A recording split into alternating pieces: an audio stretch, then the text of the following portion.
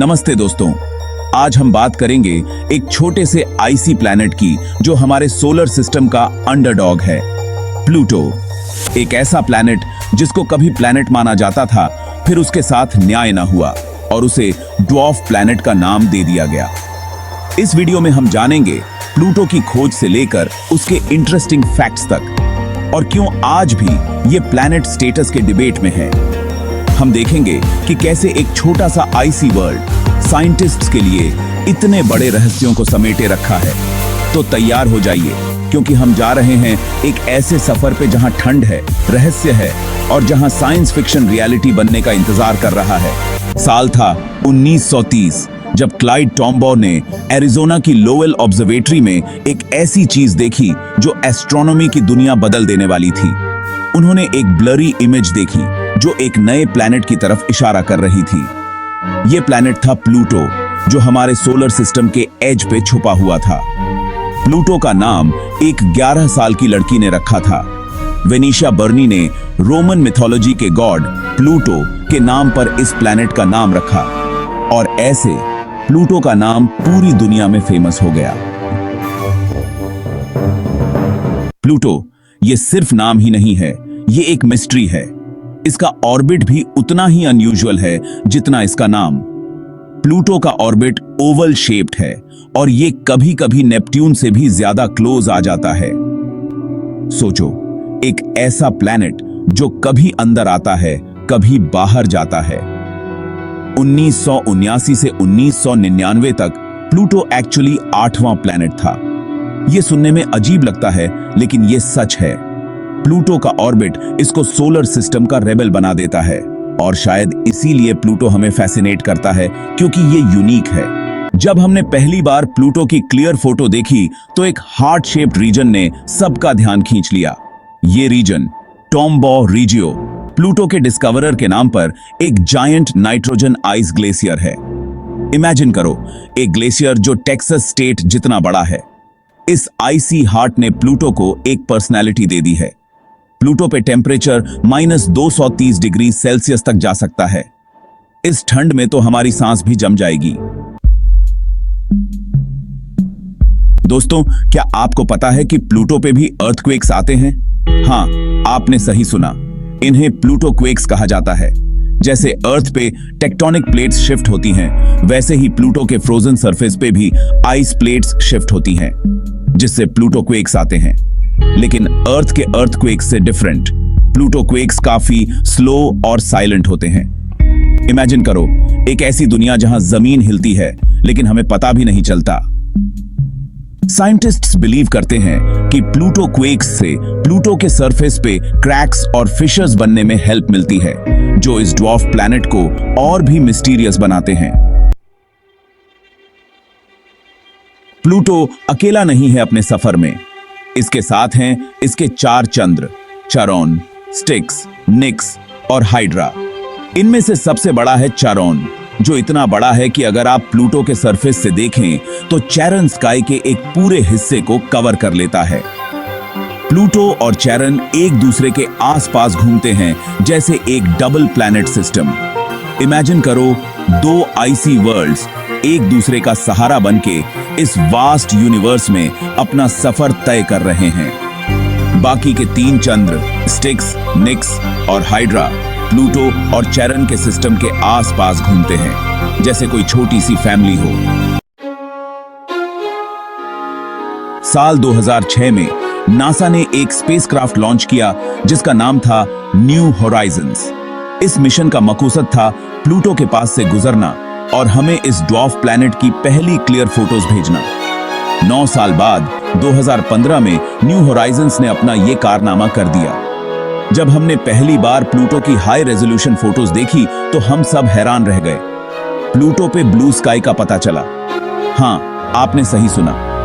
Pluto के atmosphere के particles sunlight को स्कैटर करते हैं, जिससे एक हल्की सी ब्लू हेज बन जाती है। ये एक और रीजन है कि प्लूटो हमें अर्थ लाइक लगता है, एक ऐसी दुनिया जहां शायद कभी जिंदगी रही होगी। न्यू होराइजन्स मिशन ने हमें सिर्फ प्लूटो की फोटोज ही नहीं भेजी, बल्कि इसने हमें प्लूटो के बारे में बहुत कुछ नया बताया। हमें पता चला कि प्लूटो पे माउंटेन्स हैं, और ये माउंटेन्स कोई ऑर्डिनरी माउंटेन्स नहीं है, ये पूरे आइस के बने हैं। इमेजिन करो, आइस के हिमालयाज। कुछ माउंटेन्स तो 3500 मीटर्स तक ऊंचे हैं। प्लूटो पे ग्लेशियर्स भी हैं जो धीरे धीरे इसके सरफेस पे फ्लो करते हैं, जैसे अर्थ पे ग्लेशियर्स फ्लो करते हैं। प्लूटो एक ऐसी दुनिया है जहां आइस ही सब कुछ है, जहां जिंदगी का हर पहलू आइस से जुड़ा हुआ है। प्लूटो की कहानी में एक ट्विस्ट आता है 2006 में, जब इंटरनेशनल एस्ट्रोनॉमिकल यूनियन IAU ने प्लैनेट की डेफिनेशन को चेंज कर दिया। इस नई डेफिनेशन के हिसाब से एक प्लैनेट को अपने आसपास के एरिया को क्लियर करना होता है, यानी उसके ऑर्बिट में कोई और ऑब्जेक्ट नहीं होना चाहिए। लेकिन प्लूटो का ऑर्बिट तो काइपर बेल्ट में है, जहां और भी आइसी ऑब्जेक्ट्स मौजूद हैं। इसलिए IAU ने प्लूटो को प्लैनेट के स्टेटस से निकाल दिया और उसे ड्वार्फ प्लैनेट का दर्जा दे दिया। यह डिसीजन काफी कंट्रोवर्शियल था, और आज भी बहुत से लोग प्लूटो को प्लैनेट मानते हैं। प्लूटो को प्लैनेट के स्टेटस से निकालने पर पूरी दुनिया में हंगामा मच गया। लोगों ने प्रोटेस्ट्स किए, स्लोगन्स लगाए, ब्रिंग प्लूटो बैक। प्लूटो एक अंडरडॉग हीरो बन गया, जिसके साथ अन्याय हुआ था। कुछ साइंटिस्ट्स ने IAU के डिसीजन का विरोध किया। उनका कहना था कि प्लूटो के यूनिक कैरेक्टरिस्टिक्स उसे प्लैनेट बनाते हैं, चाहे वो डेफिनेशन में फिट बैठे या नहीं। प्लूटो पॉप कल्चर का भी हिस्सा बन गया। कार्टून्स में, टीवी शोज में, हर जगह प्लूटो का जिक्र होने लगा। प्लूटो एक सिंबल बन गया था, एक ऐसे अंडरडॉग का जो कभी हार नहीं मानता। प्लूटो के सपोर्टर्स में एक बहुत बड़ा नाम है, Alan Stern. Alan Stern NASA के न्यू होराइजन्स मिशन के प्रिंसिपल इन्वेस्टिगेटर हैं। उनका मानना है कि प्लूटो को ड्वार्फ प्लैनेट कहना गलत है। उनका कहना है कि प्लूटो का साइज डिसाइड नहीं करता कि वो प्लैनेट है या नहीं। अगर साइज ही क्राइटेरिया है, तो जुपिटर और सैटर्न के छोटे मून्स को भी इग्नोर नहीं कर सकते। प्लूटो साइंस के रूल्स को तोड़ता है, और इसीलिए वो स्पेशल है। प्लूटो के सपोर्टर्स का मानना है कि एक दिन प्लूटो को फिर से प्लैनेट का दर्जा मिलेगा। प्लूटो अकेला नहीं है, वो काइपर बेल्ट में स्थित है, जो हमारे सोलर सिस्टम का एक ऐसा रीजन है जहां हजारों आइसी ऑब्जेक्ट्स मौजूद हैं। इन ऑब्जेक्ट्स को काइपर बेल्ट ऑब्जेक्ट्स, KBOs कहा जाता है। प्लूटो इन KBOs में से एक है, और इनमें से सबसे फेमस है।